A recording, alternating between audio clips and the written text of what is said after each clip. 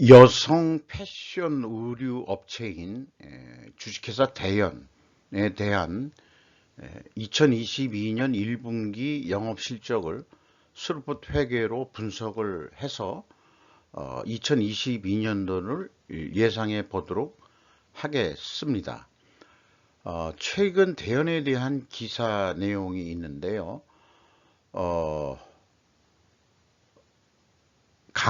강지수라는 기자가 패션 비즈라는 어떤 그 회사 모양입니다. 그 뉴스 기사를 냈는데 대현 모조 에스핀 김도연과 함께 리조트 캠페인 공개. 에스핀이 뭐지? 뭐 이게 또 궁금해서 찾아봤어요. 그랬더니 에스핀 자체가 그 대연의 여성 의류 브랜드명 중에 하나인 것으로 나와 있습니다. 그런데 또 에스핀이라는 게 뜻으로는 또 조화로 상징이 되고 있거든요. 그래서 이렇게 그 조화들을 가지고 그런 모델을 이 김도연 씨라는 분이 대연의 모델인 것 같습니다. 그렇게 해서 그 뭐 리조트 캠페인을 했다는데 이게 뭐 뭔 내용인지 그 기사 제목 가지고는 참 뭔지 모르겠어요. 자건 선전을 했다 그런 얘기가 되겠죠. 광고한다 뭐 그렇게 얘기하면 좀 곤란하니까 패션쇼도 아니고 등등 해서 뭐 이런 그 캠페인 뭐 이런 말을 붙여가지고 그 마케팅을 하는 것 같습니다.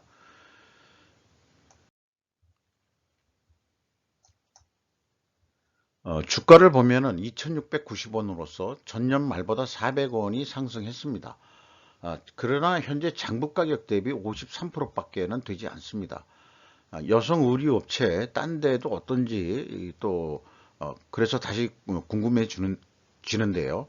옛날에 뭐 대연이 이런 데가 이제 그 여성 패션 의류 시장 우리나라 경제가 발전하면서 그런 패션 시장이 또 커졌는데 이게 대기업이 끼어들면서 삼성물산도 그렇고 그 다음에 그 LG 패션 뭐 이런 데서 그렇게 이 여성 패션들 시장에 뛰어들면서 무르익었죠. 또 물론 망한 회사도 있긴 합니다만은 그런 이 재벌 기업들이 또한 이 패션 시장을 또 들어오고서 시장을 장악하면서 과거에 새로운 시장을 개척했던 대현이라든지 뭐 다른 데도 뭐 있습니다. 뭐 한섬이라는 데도 있고요. 뭐 여러 군데 있습니다만은 아직 그 뭐 상당히 그 의류 업체들은 많죠 국내에. 그런데 주가는 어떤지도 궁금해지기도 합니다. 5% 이상 주주명을 보면은 신현균 씨라는 분이 20.09%를 가지고 있고 정복희 씨가 5.12. 아마 부부 관계가 아닌가 이렇게 생각이 들고요. 신윤왕 씨는 자제분이 아닌가 이렇게 생각이 듭니다. 그리고 외국인이 그래도 5% 넘게 6.15%를 가지고 있습니다. 손익 내용을 보면은 1분기에 786억 원을 달성해서 전년도보다 매출액은 12.2%가 증가했습니다. 그러나 매출에 비례하는 매출 재료비는 23%가 증가를 했습니다. 원재료 가격 그러니까 이제 의복 그 소재겠죠.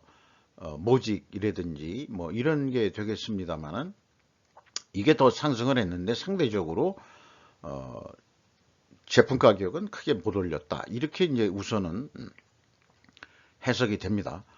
그리고 그 화장품이나 이런 데에서는 그 판매 및 유통 수수료를 매출에 그 비례해서 변동하는 변동비로 그렇게 인식을 해서 슬롯은 분석을 합니다.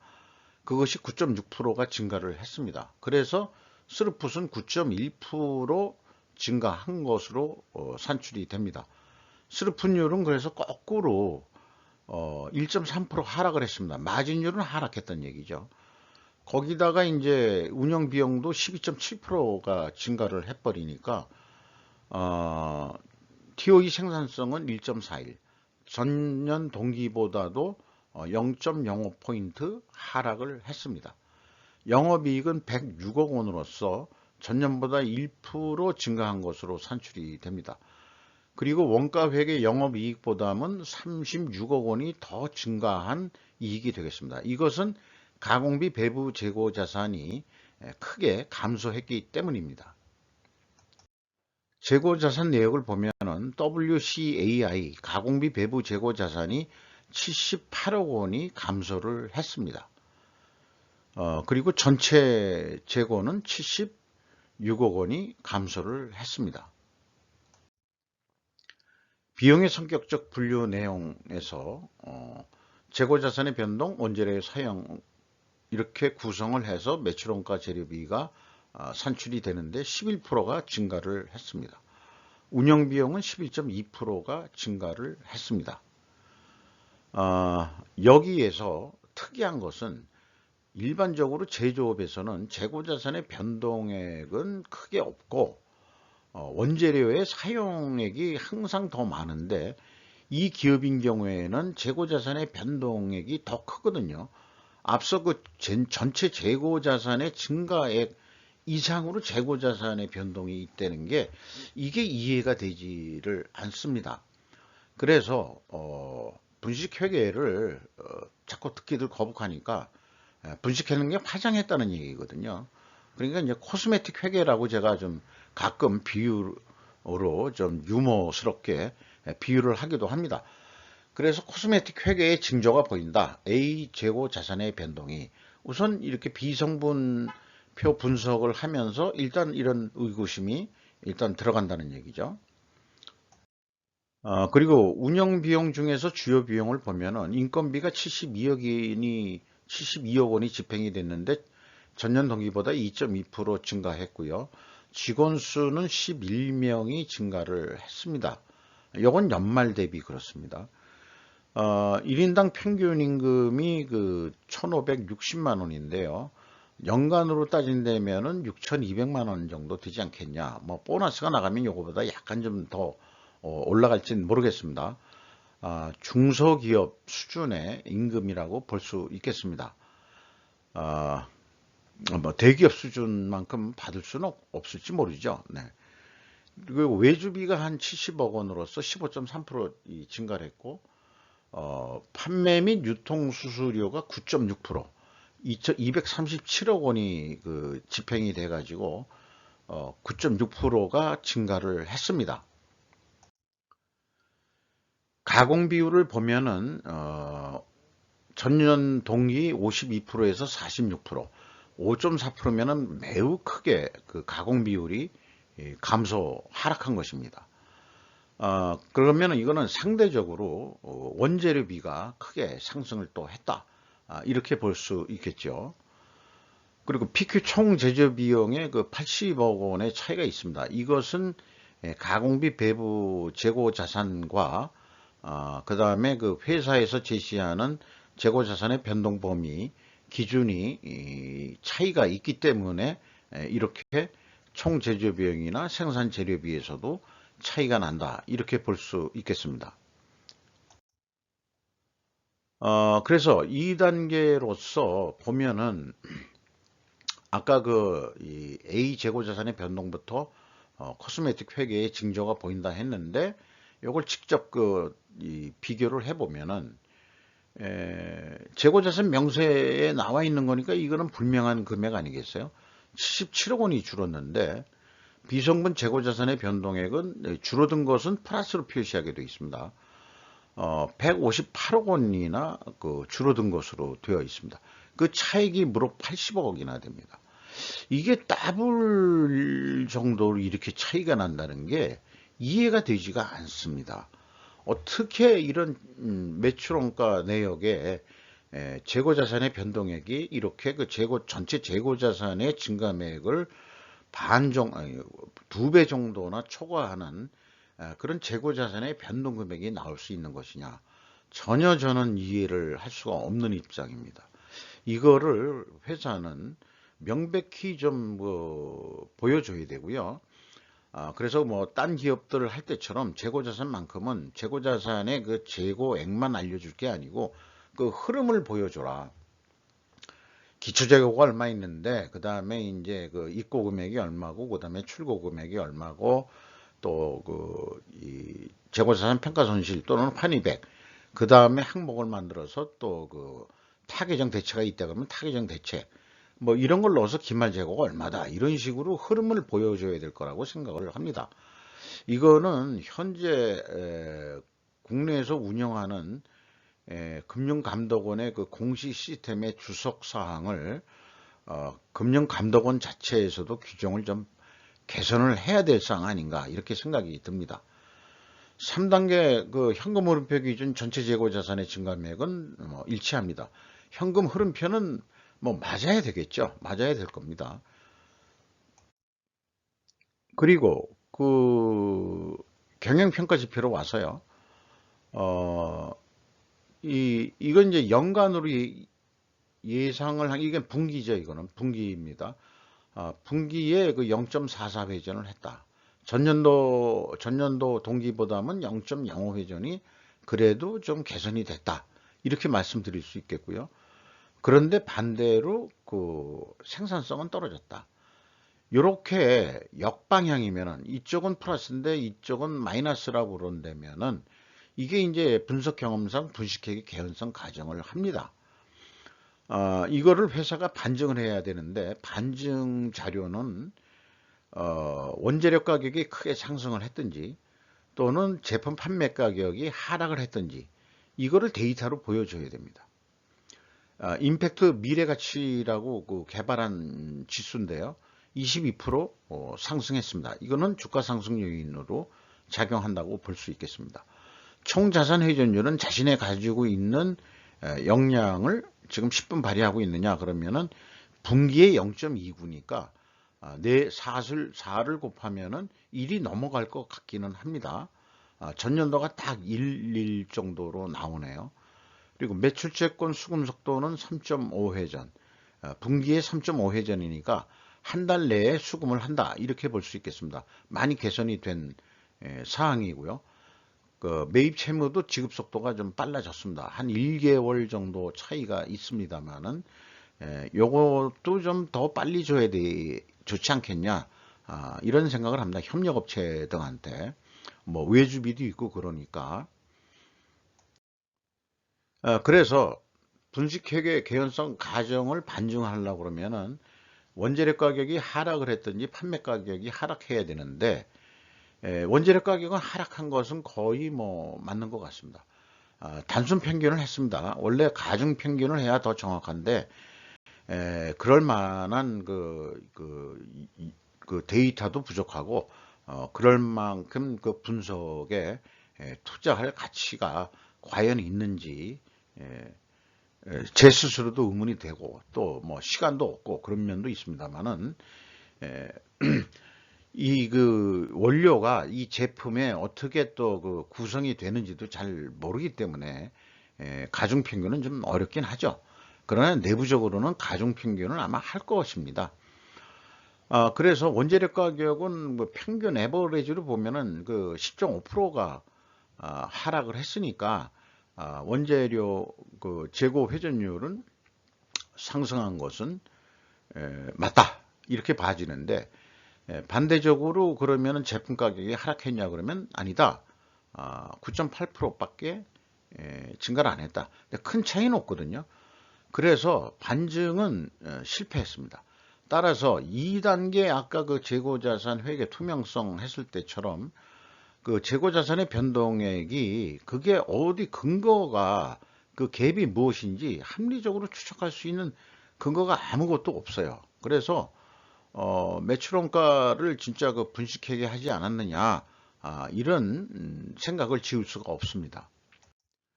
현금 재무지표로 와서요. 투하자본에 대한 현금 수익률은 4.6%로 1.7%가 상승했고요. 이런 것은 이제 주가 상승 요인으로 작용하겠습니다. 그리고 그 이자 부채가 하나도 없는 무차입 경영을 하고 있는 기업입니다.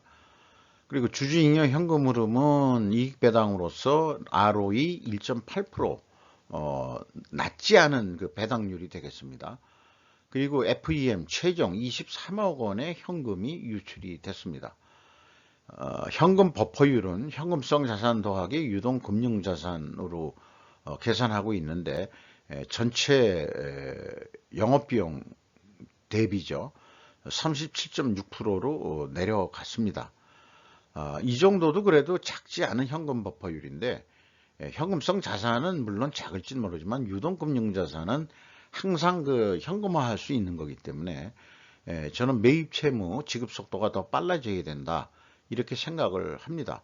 이익잉여금률은 약간 6.3% 상승을 했습니다. 이렇게 자, 스루풋 분석을 한 연후에 원가 회계상으로는 연말까지 얼마나 매출액이 예상되겠느냐를 생각해 보도록 하겠습니다. 별다른 어떤 신비한 비법도 있는 것도 아니고요. 1분기 실적을 4배 정도 하지 않겠냐 이렇게 그냥 단순하게 선형 예측밖에 할 수 없는 거 아닐까, 그게 현실이지 않겠나 이렇게 생각을 합니다. 그런 원칙을 가지고 하더라도 그 제조 원가의 로직이 있으니까 그것을 한번 적용해서 매출 원가를 뽑아 보면은요, 생산 재료비 4배 되고 가공비도 4배 올라가지만은 재고 자산을 전년에도 줄였기 때문에 연말까지도 재고를 좀 줄이는 거로 하자. 이렇게 된다면은 매출 원가가 969억 원, 970억 원대. 그래서 970억 원대가 되면은 영업이익이 35,152억이 남는 거로 이렇게 예상을 해 볼 수 있겠습니다. 그런데 이 여성 브랜드 단품이라고 가정을 하고요.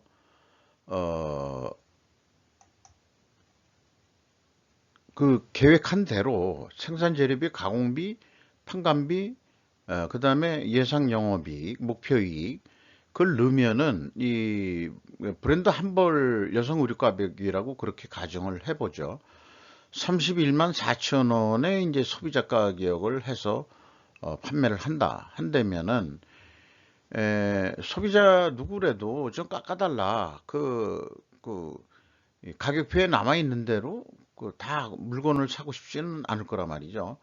그래도 이게 고급 브랜드라고 해가지고 많이 안 깎고 30만 원까지 해서 팔았다 한다면은 예상이익은 13,400원이 남는 거로 되어 있다.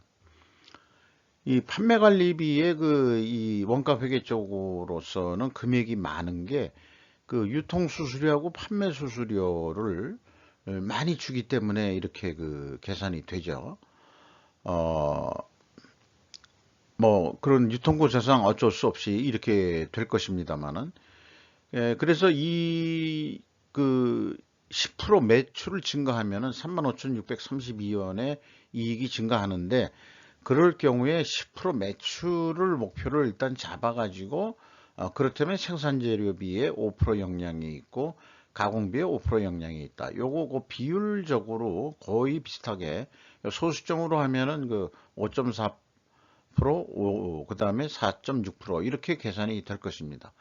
기말재고 역시 줄이는 거로 하면은 매출 원가가 10만 1,300원 돈이 나옵니다. 그러면은 그 매출 원가를 넣어서 보면은 이제 예상이 35,632원 남는다. 이것이 이제 원가 회계적 그 사고방식인데요. 그 앞장에서 먼저 그 매출 원가가 검증한 것에 차이가 있기 때문에 이런 그 예측하는데도 성과 왜곡이 안 될 수가 없을 것 같습니다. 잠깐, 회계 투명성 중에서 재고자산과 매출원가 회계 투명성이 입증이 되지 않고는 계획도 엉터리가 될 수밖에 없다. 뭐 이런 생각을 지울 수가 없어요. 그러면 스루풋 분석을 했으니 스루풋은 어떻게 예측을 할 것이냐. 스루풋 회계에도 별 도수는 없습니다. 단순하게 4배를 그냥 할 뿐입니다. 그래서 연말까지 30 요걸 그냥 여성 브랜드라고 아까 비유하기로 했으니까 39만 3천 원에 판매를 해야 됩니다 라고 얘기를 할 수밖에 없다는 얘기죠.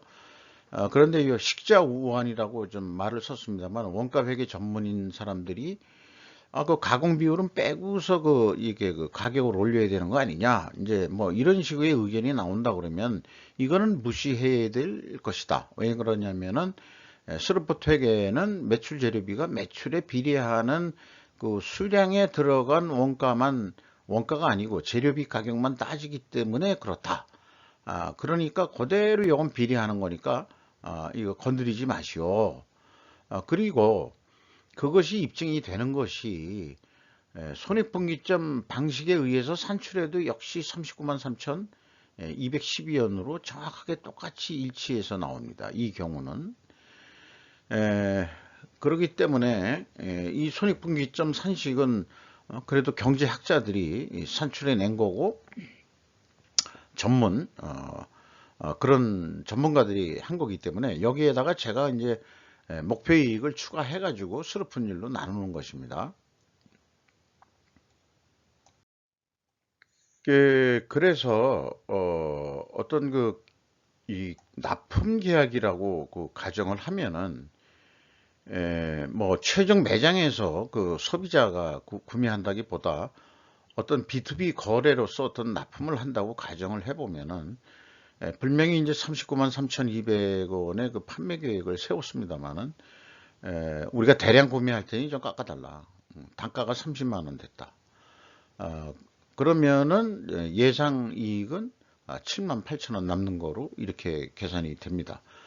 목표 이익보다도 좀 반 정도뿐이 안 되기 때문에 판매 가격 결정 후에 또 추가 영업을 해서 매출을 좀 더 일으켜야 이 계획상으로는 예측상으로는 한 8만 원 정도 매출을 해야 되는데 스루픈율이 76.8%였는데 그냥 77%, 0.2%라고 그래도 조금 이 판매 가격을 더 좀 받자. 그 다음에 이제 재고 회전율이 1.8회전이었는데 0.2회전 조금만 더 늘려보자. 그 증분율이 그래도 14%나 됩니다. 그러면은 그거에 비례해서 매출 재료비도 14% 증가할 것이다. 이렇게 예측을 합니다. 그 결과 판매 매출액도 38만 1,969원의 매출을 한다면, 그렇다면은 얼마가 남느냐 그러면은 요 밑에 안 보입니다만 13만 원의 영업이익이 난다. 그러니까 원가 회계상으로는 뭐 5만여 원뿐이 계산이 안 됐죠. 근데 여기서 그렇게 이 코스메틱 회계, 부직 회계에 그런 걱정 없이 이 매출 재료비 자체가 가공비가 배부되는 재고자산이 아니기 때문에 그냥 역사적 그 가격을 가지고 와서 매출에 비례하는 변동비로서 빼버리는 거거든요. 때문에 단순하고 또 그렇게 말하자면 합리적으로 이익을 올릴 수 있는 것이다. 스루프상으로 그렇게 얘기를 결론을 낼 수 있겠습니다. 뭐 우수리는 뗀다 하더라도 최하 13만 원 정도는 남는다.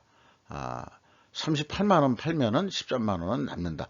이것이 더 좀 합리적이고 또 긍정적이고 도전적인 방법이 아니겠느냐. 이렇게 강조하면서 마치도록 하겠습니다.